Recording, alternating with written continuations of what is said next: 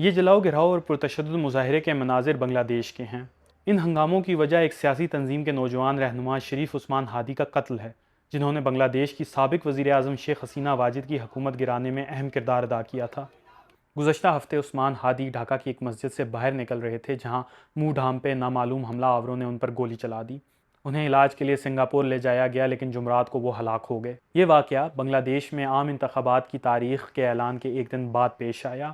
عثمان ہادی ان انتخابات میں بطور آزاد امیدوار حصہ لینے کا ارادہ رکھتے تھے۔ ان کی موت کی خبر کا اعلان ہوا تو ان کے سینکڑوں حامی ڈھاکہ میں احتجاج کے لیے اکٹھے ہو گئے۔ بعد میں مظاہرین نے بنگلہ دیش کے اخبار دی ڈیلی سٹار سمیت ایک اور اخبار کے دفتر پر دھاوا بولا اور ایک عمارت کو نذر آتش بھی کیا۔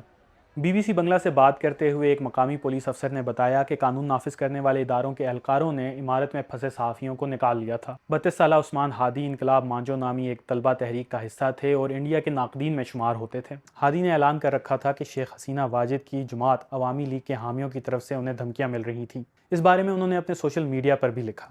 ہادی نے ڈھاکہ یونیورسٹی کے پولیٹیکل سائنس ڈپارٹمنٹ سے ڈگری حاصل کی اور وہ ایک نجی یونیورسٹی میں پڑھا رہے تھے۔ اس سے قبل انہوں نے ایک مدرسے سے عالم کی ڈگری بھی حاصل کی تھی۔ گزشتہ سال شیخ حسینہ واجد کے خلاف ہونے والے مظاہروں کے دوران انہیں شہرت حاصل ہوئی۔ اس دوران انہوں نے عوامی لیگ کو شدید تنقید کا نشانہ بنایا اور شیخ مجیب الرحمان کے دھان منڈی کے تاریخی گھر پر ہونے والے مظاہروں میں بھی شریک ہوئے۔ بنگلہ دیش کی سیاسی جماعتوں نے حکومت پر زور دیا ہے کہ وہ اس واقعے کے ذمہ داروں کو انصاف کے کٹہرے میں کھڑا کریں۔ بنگلہ دیش کی عبوری حکومت کے سربراہ ڈاکٹر محمد یونس نے کہا کہ ہادی کا قتل ایک ناقابل تلافی نقصان ہے۔ انہوں نے کہا ہے کہ جمہوریت کی جانب سفر کو خوف، دہشت گردی یا خون گرانے سے روکا نہیں جا سکتا۔